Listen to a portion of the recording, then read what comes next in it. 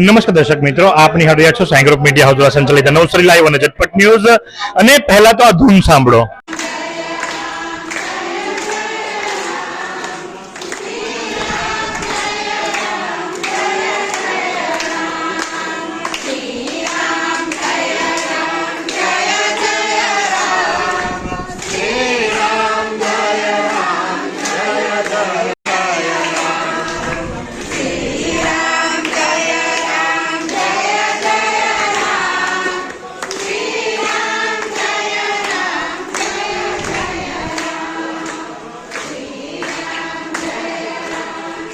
આ કોઈ મંદિર નથી, આ છે નવસારી મહાનગરપાલિકાની મુખ્ય કચેરી। અને નવસારી મહાનગરપાલિકાની મુખ્ય કચેરીની અંદર જલાલપુરથી આવેલા આ એક જનટોળાએ રામધૂન બોલાવવાની ફરજ પડી છે। શા માટે આ રામધૂન બોલાવવાની ફરજ પડી છે એ આપણે જાણીશું સ્થાનિકો પાસેથી। બેન, શું નામ છે તમારું? કિરણબેન સાવલિયા। અમારા સોસાયટી ખોડિયાનગર સોસાયટીમાં અમે બધા રહીએ છીએ। આજે 3 મહિના થઈ ગયા, રોડનું કામ ચાલુ છે, બબે મજૂર મૂકે છે, એ લોકો જરા પણ ત્યાં જોવા પણ નથી આવતા કે શું થાય છે। એમનેમ રોડ કેવો અત્યારે અમારે ચલાય એમ નથી, છોકરાઓના વાન નથી આવતા, વાલીઓને એટલી બધી તકલીફ પડે છે, માતાઓને તકલીફ પડે છે, છતાં આ લોકો કોઈ જોવા નથી આવતા કે નથી કામ પૂરું કરતા। આ એક વખતનું નથી, ગયા વર્ષે પાણીની લાઈન નાખી, એ આખું વર્ષ અમારું એમનેમ ગયું। આ વર્ષે એ લોકોએ ડેનેજ લાઈન નાખી, છતાં આ કેવો વરસાદ ને બધું વાલીઓને કેટલી તકલીફ પડે છે। એ તો જો અમે કઈ જંગલમાં નથી રહેતા, અમે આ કઈ આદિવાસી છે। તમે એકવાર આવીને જોવો તો ખરા, તમે લોકો પણ ત્યાં રહ્યો એટલે તમને ખબર પડે। આ તો આવ્યા એટલે 2 દિવસ બસ, પછી કાંઈ નહીં, કોઈને મનમાં જ નથી કાંઈ, ગમે એમ કરો તોય। જરાક જોવો તમે, બધાય માનવી જ છે, કોઈ જનાવર નથી। પ્લસ આ સ્ટેશનેથી જલાલપુર રોડ બધું જ એવું, તો ડામર વગરના તો રોડ બનાવે હારા, આમનો પૈસા જ ખાવા છે બધાને, કોઈને કામ કરવું જ નથી, બધા લુચ્ચા બની ગયા છે હારા, એક અધિકારી।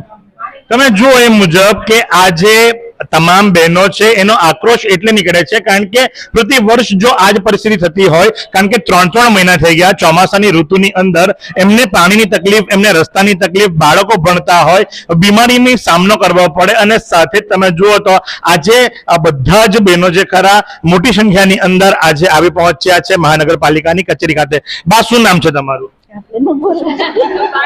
બાને નથી બોલવું, ચાલો વાંધો નહીં। શું નામ છે તમારું? કમળાબેન, કઈ પ્રકારની તકલીફોનો સામનો કરવો પડે છે? અમારા બારનામાં જ આવીને ઉંમરની બહાર નીકળાય નહીં એટલો તો કાદવ છે। કેવી રીતે અમે ઉંમરની બહાર નીકળીએ એટલે તો પડી જાય, એટલે 2 વાર તો અમે હરી પડ્યા। સારું કે ભગવાનની પુનાઈ થી સારું છે, નહીં તો પડ્યા તો હાથ ભંગે કોણ? બેન, દાદા ને દાદી, કોઈ કરવા વાળો તો છે નથી। જે દીકરો કરવા વાળો હોય તો ભગવાનને ઘેરે ગયો, એટલે અમે કરીએ હું એવી હાલતમાં અમે જેમ પાણીમાં બી પાણી એટલું ગંદુ આવે કે વાત નહીં।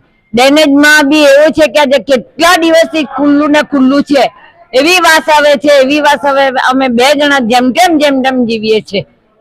આ એક સિનિયર સિટીઝન કપલ છે કે જેમના ઘરની અંદર બીજું કોઈ વ્યક્તિ પણ નથી, અને તમે સાંભળ્યું એ મુજબ કે ઉંબરો પણ ઓળંગી શકાતો નથી। ઉંબરાની બહાર જ ખોદકામ કરવામાં આવ્યું છે, લાઈન નાખવામાં આવી છે, જેના કારણે લઈને અને આ સમસ્યા સર્જા રહી છે। પીવાનું પાણી પણ દૂષિત આવે છે, પીવાના પાણીની અંદર પણ જીવાતો આવે છે, ડ્રેનેજનું પાણી પીવાના પાણીની અંદર ભેગું થઈ ગયું એવું લાગે છે। ન માત્ર બહેનો, આ તો બહેનોના દ્રશ્ય દર્શાવ્યા, પણ સાથે જ ભાઈઓ પણ એટલી જ મોટી સંખ્યાની અંદર આજે મનપાની કચેરી ખાતે આવ્યા છે। તમે જોશો તો આ બધા જ જલાલપુરના ખોડિયાનગરના રહેવાસી છે, અને તમે જુઓ એ મુજબ કે જલાલપુર એટલે તો ભાજપનું ગઢ કહેવાય, અને ભાજપના ગઢની અંદર આવી લાલિયાવાડી, અને નેતાઓ અત્યારે સત્તા પર નથી તો તમે વિચારો કરો કે નેતા નથી તો અધિકારીઓ પણ એમનું શાસન નથી ચલાવી શકતા।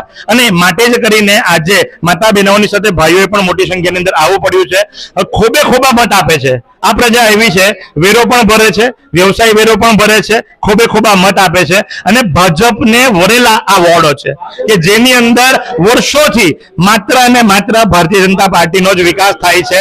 ડબલ એન્જિનની સરકારની વાતો કરનારાઓ આ વિકાસના કામોને કેવી રીતે ચલાવી રહ્યા છે એ પણ જોવાનું રહ્યું। સમસ્યા છે, નિરાકરણ કઈ આવ્યું આજ સુધી? નિરાકરણ કઈ નથી આવ્યું। ગયા ચોમાસામાં પાણીની લાઈન નાખી હતી, જોઈન્ટ નથી આપી। આ વખતે ડેનેજની લાઈન નાખી, 15 દિવસનું કામ 3 મહિનાથી પૂરું નથી થયું। અત્યારના બૈરાઓને લઈને છોકરાઓને મૂકવા જવાના થાય, એ બધા કીચડ વાળા રસ્તા છે, કોઈ ત્યાં ચાલી શકે એવું નથી।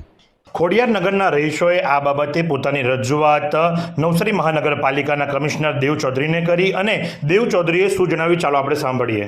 અત્યારે ખોડિયારનગર સોસાયટીના જે છે રિપ્રેઝેન્ટેટિવ અમારા પાસે આવ્યા હતા. રોડની ગટર લાઈન જે અત્યારે કામગીરી ચાલે છે આની અને પાણીની રજૂઆત કરી છે.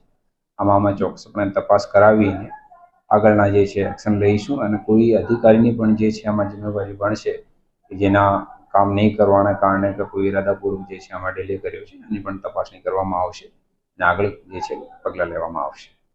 4 મહિનાથી આક્ષેપો છે કે 4 મહિનાથી આ લોકો હેરાન થાય છે, રજૂઆતો થાય છે પણ કામ નથી. આમાં એ છે જ્યાં જેટલી માહિતી મારા પાસે છે ઓલરેડી જે પહેલી એજન્સી હતી અમારી ડ્રેનેજની એજન્સી આના સમયમાં ઓલરેડી અમે પગલાં લેવાના ચાલુ કરી દીધા છે. બીજી એજન્સીના કોઈ ઇન્ટરનલ ઇસ્યુના કારણે જે છે કામગીરી અટકી પડી છે.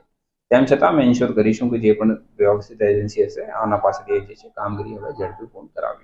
આપે જોયું એ મુજબ કે માત્ર 15 દિવસનું કામ હતું, 3 મહિના થઈ ગયા, નિકાલ નથી આવ્યો. ગયા વર્ષે નાખેલી પાણીની લાઈનમાં જોઈન્ટ નથી આપવામાં આવ્યો અને આ કહેવાય છે ડબલ એન્જિનની સરકાર અને વિકાસની ગાથા. આવી વિકાસની ગાથા આ ડબલ એન્જિનની સરકાર અને માટે જ કરીને આટલા પ્રચંડ બહુમતીથી જીતાડનાર જનતાએ આ સમસ્યાનો સામનો કરવો પડતો હોય, પ્રતિ ચોમાસાની અંદર એ લોકોએ નિરાશ થવું પડતું હોય તો વિકાસ શેનો? આ વિકાસ ચોક્કસથી ગાંડો થયો છે.